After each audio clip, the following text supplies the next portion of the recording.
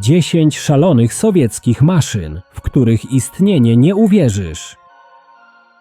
Miejsce 10. Projekt Zweno. Projekt Zweno był sowieckim programem z lat 30., w którym ogromny bombowiec przenosił na swoich skrzydłach i kadłubie mniejsze myśliwce. Pomysł opracował inżynier Władimir Wachmistrow, który chciał stworzyć coś w rodzaju latającego lotniskowca. Składał się z ciężkiego bombowca TB-1 lub TB-3 jako samolotu macierzystego i w zależności od wersji mógł przenosić od 1 do nawet 5 samolotów pasożytniczych Polikarpow. Niektóre warianty pozwalały myśliwcom nie tylko startować z bombowca, ale nawet ponownie do niego dokować w powietrzu. Samoloty miały własnych pilotów i uruchomione silniki jeszcze podczas lotu na bombowcu matce. Jedna z wersji była tak dziwna, że jeden myśliwiec montowano na grzbiecie bombowca i trzeba go było umieszczać tam ręcznie. Konstrukcja otrzymała nieoficjalny przydomek Cyrk Wachmistrowa, ponieważ wyglądała jak latająca atrakcja cyrkowa. W 1941 roku Zweno stało się jedynym w historii latającym lotniskowcem, który faktycznie walczył na froncie. Myśliwce startujące z bombowca skutecznie bombardowały cele w Rumunii, w tym strategiczny most króla Karola I, związany z transportem ropy. Mimo sukcesów bojowych projekt zakończono, ponieważ powolne bombowce matki stały się łatwym celem dla nowoczesnych myśliwców. Miejsce 9. T-62 z silnikami rakietowymi. T-62 z dopalaczami rakietowymi był jednym z najbardziej nietypowych eksperymentów pancernych przeprowadzonych w ZSRR w latach 60. i 70. XX wieku. Inżynierowie zamontowali z tyłu czołgu potężne rakietowe silniki pomocnicze. Podobne dopalacze stosowano głównie w samolotach, aby pomagać im startować z krótkich pasów startowych. Sowieci postanowili sprawdzić, co się stanie, jeśli przykręcą je do czołgu. Efekt był spektakularny, ale mało praktyczny. Dopalacze miały działać tylko przez kilka sekund, zapewniając ogromny dodatkowy ciąg. Celem testów było sprawdzenie, czy 40-tonowy czołg może szybciej przyspieszać i łatwiej pokonywać trudny teren, w tym zapobieganie zakopaniu w błocie. Po uruchomieniu rakiet pojazd gwałtownie ruszał do przodu, wzbijając za sobą ogromne chmury pyłu. Wygląd maszyny był tak niezwykły, że bardziej przypominała rakietę na gąsienicach niż klasyczny czołg. Podczas testów płomienie z dopalaczy były tak duże, że nagrania z eksperymentu wyglądają jak scena z filmu science fiction. Dodatkowa prędkość nie dawała wystarczających korzyści, aby wykorzystać taki system w walce. Projekt pozostał wyłącznie eksperymentem i nigdy nie trafił do produkcji seryjnej. Do dziś nagrania rakietowego T-62 są często pokazywane jako przykład szalonych pomysłów radzieckich inżynierów podczas zimnej wojny.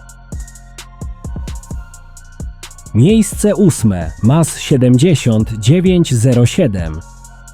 MAZ-7907 to gigantyczny radziecki transporter kołowy, opracowany w połowie lat 80. dla wojsk strategicznych ZSRR. Pojazd powstał w 1985 roku w zakładach Mińsk Automobile Plant jako nośnik międzykontynentalnych pocisków balistycznych. Jego najbardziej niezwykłą cechą było aż 24 koła, z których 16 było skrętnych. MAZ-7907 miał długość 28 metrów i ważył 66 ton, a ładowność wynosiła aż 150 ton. Niektóre źródła podają 220 ton. Napęd zapewniała turbina gazowa o mocy około 1250 koni mechanicznych pochodząca z czołgu T-80, która pozwalała na rozpędzenie tego kolosa do 25 km na godzinę.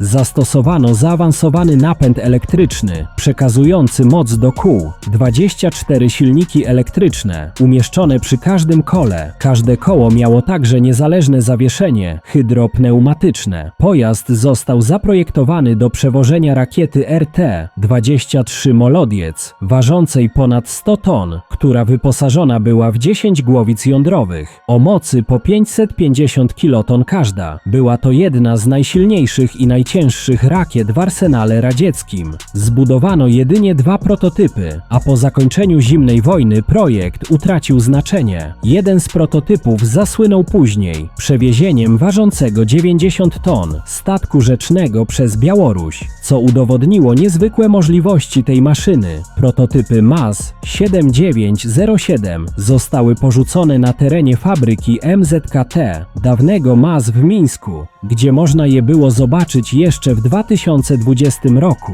na zdjęciach satelitarnych. Dzięki ogromnym rozmiarom był jednym z największych pojazdów kołowych, jakie kiedykolwiek zbudowano. Miejsce 7. MiL-Mi-32. MiL-Mi-32 był projektem superciężkiego śmigłowca opracowanym przez biuro Mila w 1982 roku i miał stać się największym latającym dźwigiem ZSRR. Głównym zadaniem maszyny był transport ogromnych ładunków w trudno dostępnych rejonach Syberii, gdzie nie było dróg ani lotnisk. Mi-32 miał posiadać 3 ogromne wirniki nośne rozmieszczone w narożnikach trójkątnej konstrukcji. Każdy wirnik miał być napędzany przez 2 silniki D-136, co dawało łącznie 6 silników, takich jak w śmigłowcu MiL-Mi-26. Jego planowana masa własna wynosiła 70 ton, przy maksymalnej masie startowej sięgającej aż 150 ton. Projektowany udźwig wynosił aż 55 ton, czyli więcej niż większość współczesnych śmigłowców transportowych może podnieść nawet dziś. Według założeń śmigłowiec miał osiągać prędkość 230 km na godzinę i zasięg do 1200 km. Nietypowa konstrukcja przypominała latający trójkąt lub ogromną platformę dźwigową zawieszoną pod 3 wirnikami. Projekt ostatecznie anulowano z powodu ogromnych kosztów, skomplikowania technicznego i tego, że 2 sprawdzone Mi-26 mogły wykonać podobne zadania znacznie taniej. Maszyna nigdy nie została zbudowana, ale jej konstrukcja należała do najbardziej niezwykłych projektów śmigłowców w historii. Miejsce 6. S-49. S-49 projektu 633RV był eksperymentalnym sowieckim okrętem podwodnym, przebudowanym na początku lat 70. na bazie okrętu projektu 633 Romeo. Jego budowę rozpoczęto w 1961 roku, a do służby wszedł 16 stycznia 1962 roku. Okręt miał 76 metrów długości oraz wyporność podwodną 1830 ton i załogę liczącą ponad 50 marynarzy. W ramach modernizacji w latach od 1970 do 72 otrzymał charakterystyczną, ogromną nadbudowę na dziobie, która od razu odróżniała go od zwykłych okrętów typu Romeo. Jego głównym zadaniem było testowanie nowych rakietotorped i rakiet przeciwpodwodnych dla radzieckiej marynarki wojennej. W tej nadbudowie umieszczono 2 potężne wyrzutnie kalibru 650 mm, przeznaczone do testów rakietowego systemu Wetter. Okręt testował również system wodospad, który wystrzeliwał rakietotorpedy z klasycznych wyrzutni 533 mm z pokładu S-49. Po raz pierwszy w historii ZSRR odpalono rakietotorpedę wodospad z zanurzenia. Okręt przeprowadził pionierskie testy startów z głębokości aż 240 metrów, co było światowym osiągnięciem w tej klasie uzbrojenia. Przez wiele lat służyła jako pływające laboratorium, na którym sprawdzano niemal wszystkie nowe typy radzieckich torped i rakietotorped. Po zakończeniu służby bojowej S-49 została przebudowana na pływającą stację ładowania akumulatorów pod nazwą PZS-50, a później trafiła do muzeum. W ramach projektu 633RV przebudowano także okręt podwodny S-11, o którym niewiele wiadomo, a kariera jednostki była krótsza. S-49 i S-11 były jedynymi 2 okrętami projektu 633RV, a ich ogromny dziób przez lata pozostawał zagadką dla zachodnich wywiadów. Miejsce 5. Czołg Mendelejewa. Czołg Mendelejewa był jednym z najbardziej ambitnych projektów pojazdów pancernych opracowanych w Imperium Rosyjskim podczas I wojny światowej. Projekt został opracowany w latach od 1911 do 1915 przez inżyniera Wasilija Mendelejewa, syna słynnego Dmitrija Mendelejewa, twórcy układu okresowego. Choć projekt powstał w carskiej Rosji jeszcze przed rewolucją bolszewicką i powstaniem ZSRR w 1922 roku, powinien znaleźć się w tym zestawieniu ze względu na szaloną konstrukcję. Koncepcja powstała jeszcze przed pojawieniem się pierwszych czołgów na polach bitew. Pojazd miał ważyć aż 170 ton. Planowano uzbroić go w potężne działo morskie kalibru 120 mm oraz jeden karabin maszynowy 7,62 mm, zaprojektowany jako chowany w specjalnej wieżyczce na dachu pojazdu pancerz. Miał osiągać grubość nawet 150 mm z przodu i 100 mm po bokach. Projekt przewidywał zastosowanie pneumatycznego zawieszenia, pozwalającego zmieniać prześwit pojazdu. Z powodu ogromnej masy czołg był zbyt ciężki dla ówczesnych mostów i nie mógł poruszać się po zwykłych drogach. Planowano, że pojazd będzie miał możliwość samodzielnego poruszania się po torach kolejowych. Miał być napędzany przez jeden silnik spalinowy, zaadaptowany z okrętu podwodnego o mocy 250 koni mechanicznych, a maksymalna prędkość miała wynosić 24 km/h. Jednak z powodu ogromnej masy, niskiego stosunku mocy silnika do masy, wysokich kosztów i trudności technologicznych i logistycznych, pojazd ten pozostał jedynie w fazie planów i nigdy nie został zbudowany. Miejsce 4. Suchoj T-4. Suchoj T-4 był eksperymentalnym bombowcem strategicznym, opracowanym w ZSRR. Pod koniec lat 60. projekt powstał jako odpowiedź na amerykański bombowiec XB-70 Valkyrie i miał wykonywać misje rozpoznawcze oraz uderzenia nuklearne. Pierwszy lot prototypu odbył się w 1972 roku, a testy potwierdziły bardzo dobre osiągi samolotu. Samolot został zaprojektowany do lotu z prędkością przekraczającą Mach 3, czyli ponad 3200 km/h. Suchoj T-4 miał 44 metry długości, ważył 55 ton, a jego maksymalna masa startowa wynosiła imponujące 135 ton. Konstrukcja wykorzystywała ogromne ilości tytanu i specjalnych stopów odpornych na ekstremalne temperatury powstające podczas lotu. T-4 otrzymał charakterystyczny opuszczany dziób, który poprawiał widoczność pilotów podczas startu i lądowania. Przy dużych prędkościach nos był podnoszony, a załoga korzystała z peryskopu zamiast przedniej szyby. Maszyna była napędzana przez 4 potężne silniki turboodrzutowe. Pomimo obiecujących wyników, projekt anulowano z powodu ogromnych kosztów i zmiany priorytetów radzieckiego lotnictwa. T-4 był tak zaawansowany technologicznie, że podczas jego projektowania opracowano dziesiątki nowych rozwiązań konstrukcyjnych, a wiele z nich wykorzystano później w innych radzieckich samolotach wojskowych. Zbudowano tylko 2 prototypy, w tym jeden latający, który do dziś jest jednym z najbardziej futurystycznie wyglądających samolotów zimnej wojny i obecnie stoi jako eksponat w Muzeum Techniki Lotniczej w Monino pod Moskwą. Miejsce 3. Car Tank.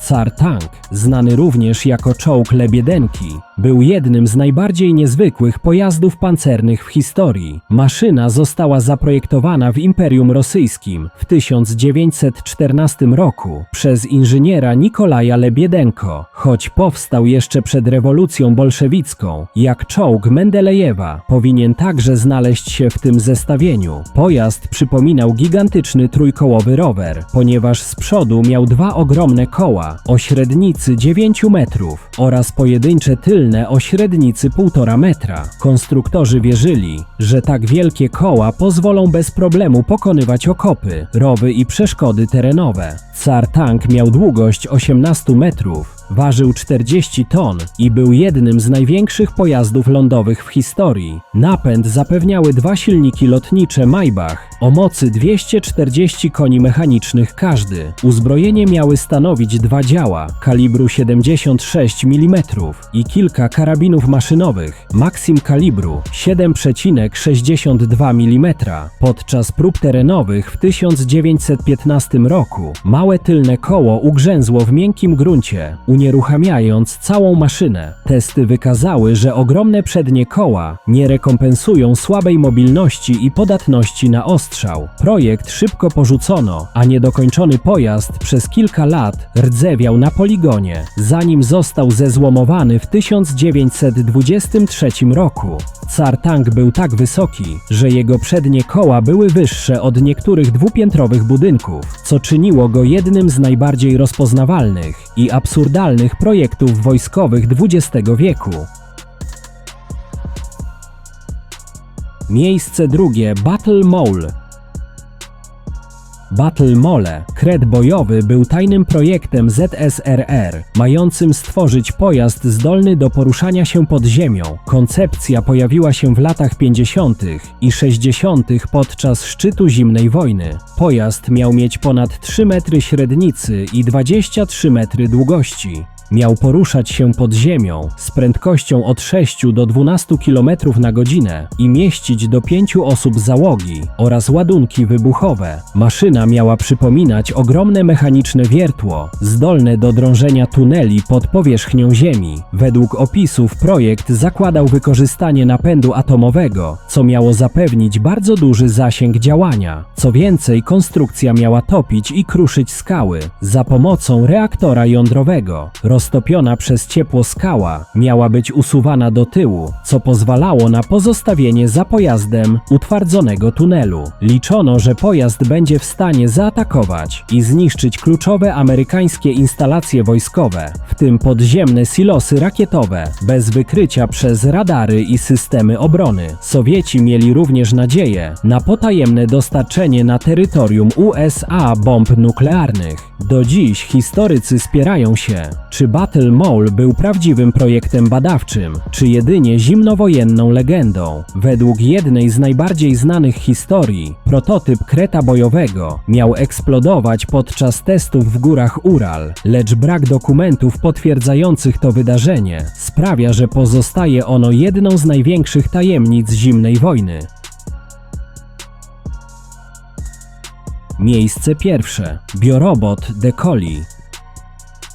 Decoy był jednym z najbardziej tajemniczych i kontrowersyjnych projektów przypisywanych radzieckim eksperymentom z cybernetyką i zwierzętami. Według opisów miał to być biorobot, czyli połączenie żywego organizmu z elementami mechanicznymi i elektronicznymi. Projekt miał opierać się na psie rasy Collie, od której prawdopodobnie pochodzi jego nazwa. Celem eksperymentu było sprawdzenie, czy zwierzę może wykonywać zadania wojskowe przy wsparciu systemów technicznych. W niektórych relacjach Decoy przedstawiany jest jako zwiadowca, zdolny do działania w niebezpiecznych lub skażonych obszarach. Pojawiają się również opowieści, że miał przenosić ładunki wybuchowe lub sprzęt rozpoznawczy. Sterowanie niektórymi funkcjami miało odbywać się za pomocą impulsów elektrycznych, oddziałujących na układ nerwowy. Osobą, z którą często łączy się Decoy, był Władimir Demikow, radziecki pionier transplantologii, znany z eksperymentów na psach, w tym słynnych przeszczepów głów. Nie zachowały się jednak wiarygodne dokumenty potwierdzające istnienie pełnoprawnego programu wojskowego o tej nazwie. Z tego powodu wielu historyków uważa Decoy za legendę zimnej wojny lub historię opartą na prawdziwych eksperymentach biologicznych, które z czasem zostały wyolbrzymione. Mimo wątpliwości wokół jego istnienia, Decoy do dziś pozostaje jednym z najbardziej niezwykłych projektów kojarzonych z radziecką nauką i wojskowością. Jeśli film Ci się spodobał, zostaw łapkę w górę i zasubskrybuj kanał.